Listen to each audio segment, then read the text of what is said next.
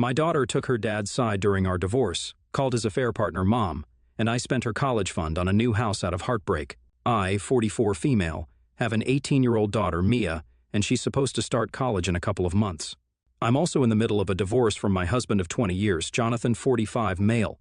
He had an affair with his secretary, Alicia, 34 female, and that had been going on for almost a year before he finally came clean to me about it a couple of months ago. I filed for a divorce as soon as I could after he told me, and I also moved out of our house. I've been living with a friend of mine ever since I left. I'd expected Mia to take my side on this because I'm obviously the victim here, but for some reason, she chose to take her father's side. I tried to talk to her a week after the divorce because she hadn't been texting me, not even to find out where I was. She hadn't been at home on the day Jonathan came clean to me about the affair, and I moved out that day, so I never got a chance to say goodbye to her. I waited for her to text me and ask me where I was, but that text never came. So, after almost a week of waiting, I decided to text her first and told her that I was leaving her father because of his affair. She told me that she already knew but didn't care about it much because she felt like this didn't concern her. I thought that it was a bit odd, and began to think that maybe I'd made a mistake by letting Jonathan talk to her first, because that meant that he controlled the narrative and could feed Mia whatever nonsense he wanted to about our marriage and our relationship, so she would side with him over me. I tried to talk to her many more times afterwards so I could set the record straight, but it appeared to me that Jonathan had actually told her the truth, and in spite of that, she was on his side. I thought that was insane, but she was still my daughter, so I tried to convince her to talk to me and put in a lot of effort to get her to spend time with me.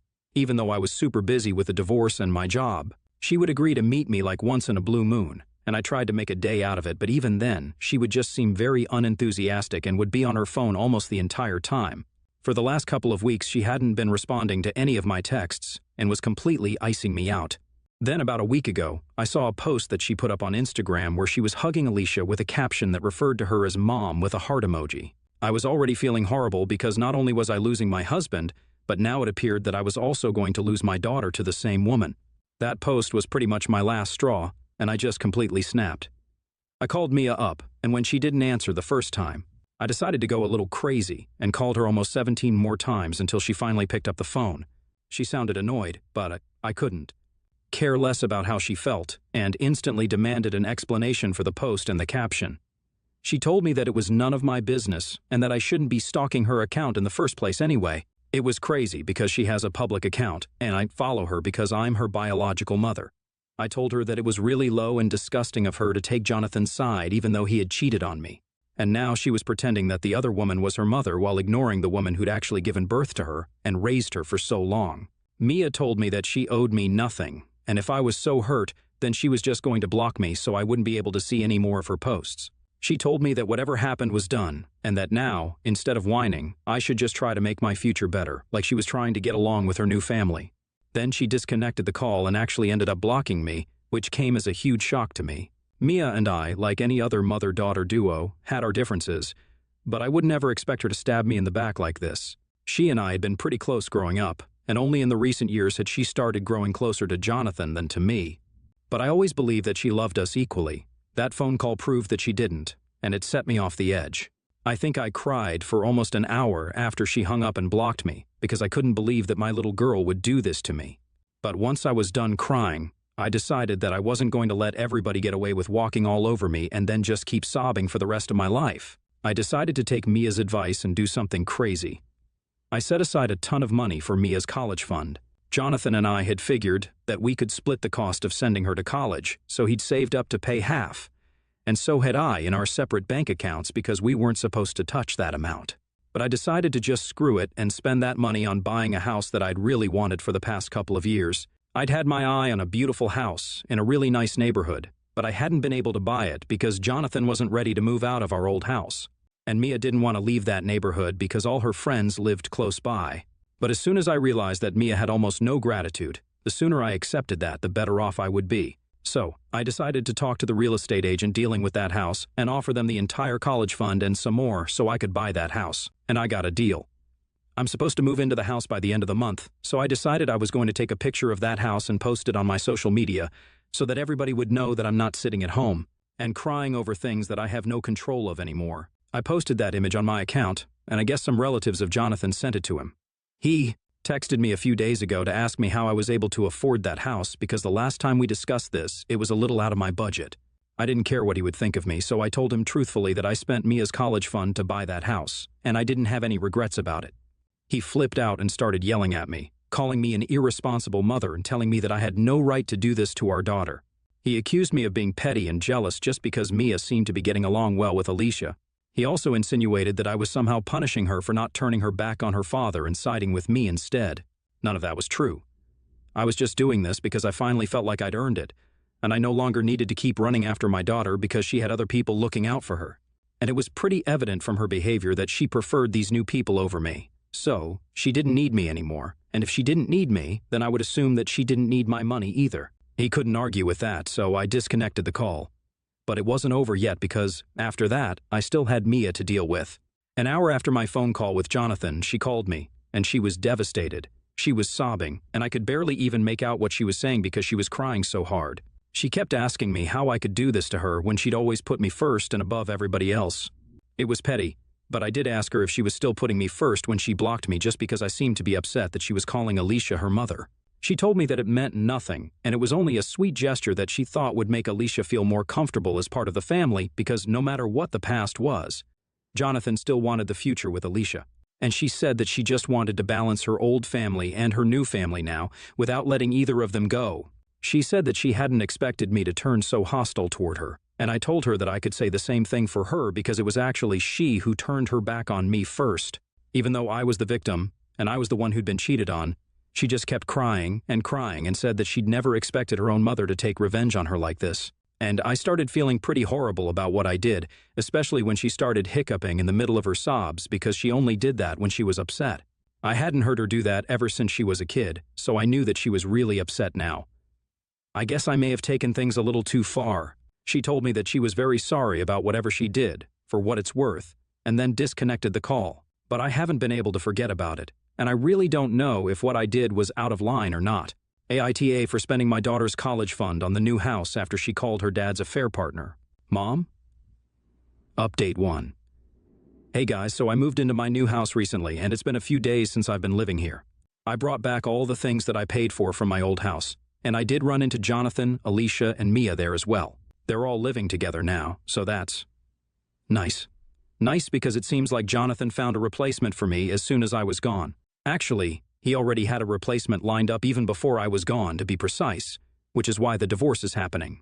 Jonathan and Alicia ignored me the entire time I was there, which wasn't really a punishment for me, because it just made it easier for me to instruct the movers and help me get my job done a lot faster than I would have been able to had they decided to talk to me. Mia, however, tried to stop me and talk to me before I left. She hadn't tried to interrupt me the entire time that I was there, and neither had I tried to talk to her because I had nothing left to say to her, especially not after whatever had happened in the past. But she stopped me just as I was about to get into my car and asked me if I had given any thought to what or how I was going to contribute to her college fund. There was no apology and no sign of regret, so I didn't bother to answer and just drove away. I thought about it a lot over the past few days, and I really can't come up with any excuse for my daughter's behavior. We had grown a little distant in the last couple of years, and I thought that it was normal because she was a teenager and I was her mother, so she couldn't get along with me even if she wanted to. But she'd been on good terms with her father throughout, which made me feel a little alienated, but I never held that against her. This was different. This was something where I actually needed her to stand up for me, but she didn't do that, and I guess I was really disappointed. It was bad enough that she didn't stand up for me, knowing that her mother had been cheated on, but the way she treated me after that is what hurt. I don't think anybody would be able to tolerate that degree of disrespect, regardless of who it came from. And it's not as if my daughter's a child, she's an adult. She knew what she was doing. Update 2, like I said in my previous update, I can't forgive my daughter, and the money is already spent. So I don't understand the point of bothering me every other day. But Mia has decided that she's going to keep texting me every other day to ask if I've changed my mind. I've been ignoring her for the past couple of days, but it's been almost a week, and she still keeps doing it. So today, I decided to finally text her back. I told her that the money was already spent now, so there was not much that I could do to bring it back. Besides, she'd already made her priorities pretty obvious to me, so it was kind of unfair for her to treat me badly and then expect me to pay for her college fund. The person she'd referred to as Mom could actually make some contribution to her fund, and that would be a lot more reasonable. Mia got annoyed and texted back, saying that it was just a post and there was no need for me to get so triggered over it. But to me, it wasn't just a post. It felt like a slap in the face because not only was Jonathan choosing this woman over me, but it felt like my own daughter was also taking their side. She was old enough to tell apart right from wrong, so it really didn't make sense to me why she'd chosen their side over mine. The only two explanations that I could come up with were that either she just didn't even think that they'd screwed up, which would be a terrible reflection of her morals, or maybe she knew something that I didn't, and they were doing something for her that I couldn't. Either way, she wasn't on my side and she didn't have my back, which was a pretty huge heartbreak for me. I told Mia all of this, and the only thing she had to say to my long emotional text was that I needed to get over it. I was so exasperated with her that I muted all notifications from her and archived her chat. I couldn't block her because she's still my daughter, but if she decides to test my patience again, I just might do that. Update 3. So it's been 2 weeks since I last spoke to my daughter, and today Jonathan and Mia decided to ambush me at my office. I was just about to leave the office premises so I could head out to a restaurant for lunch when I saw Jonathan's car parked across the street, and both of them were leaning against it and waiting for me to come out. I decided that I was going to ignore them and just walk past them, but they made their way toward me and told me that I needed to talk to them and explain my actions to them. Even after so many explanations, I couldn't fathom what they were still confused about. I told them to go away, but like most other times, that didn't work. Mia started sulking and told me that if not Jonathan, I definitely did owe her an explanation. So, I decided that I was just going to get this done with once and for all. I told them to follow me into the nearest restaurant, and once we were seated, I decided to start talking without even giving them a chance to interrupt me because I wasn't interested in their side of the story at all. I told them that Jonathan and I, in spite of being together for almost 20 years, were still getting a divorce because he cheated on me. And instead of having some empathy for me, Mia decided that she was going to suck up to her father's affair partner and do everything in her power to make me feel bad about myself, as if I wasn't feeling bad enough because of the divorce and all the cheating already. I told her to her face that after everything that's happened, I really can't think of her as the daughter that I'd raised, because if she really was my daughter, she would never do the things and say the things that she had. It was all disgusting to the very core, and I didn't want to associate with any of them anymore. They were all immoral, unethical, and just disgusting people in general. I told Mia in particular that I was still entertaining her because she was my daughter, but had it been a stronger and more ruthless woman in my place, then she probably would have cut her off after that post. She was lucky that she even got a chance to talk to me at all because not many people would give her that chance. After I was done talking, I could see tears in Mia's eyes, and I just knew that she was about to start crying. So I hurriedly grabbed my burrito, paid for it, and left. I said a lot of things, but it was still really hard for me to watch her cry, and I didn't want to appear weak, so I just left without another word. Neither of them has contacted me since then, and I hardly think that they will after this. Even if they do, it'll probably not be to ask for the college fund anymore because I think I've made it pretty clear why that's gone, so they really can't have any more questions about that. I still have to meet Jonathan in a couple of days for the negotiations, so I know that I'm going to have to continue seeing him, but I don't know what is going to happen to my relationship with Mia after this because she seemed pretty upset today. I don't know what exactly made her cry, but I know that the things I said today definitely got to her. Update 4. It's been a month since I last met my daughter, and I almost thought I would never see her again. I was sad, but I'd made my peace with it. There wasn't much that I could do at that point either. Jonathan stopped fighting me at the negotiations as well, probably because what I said at our last informal meeting at the restaurant got to him.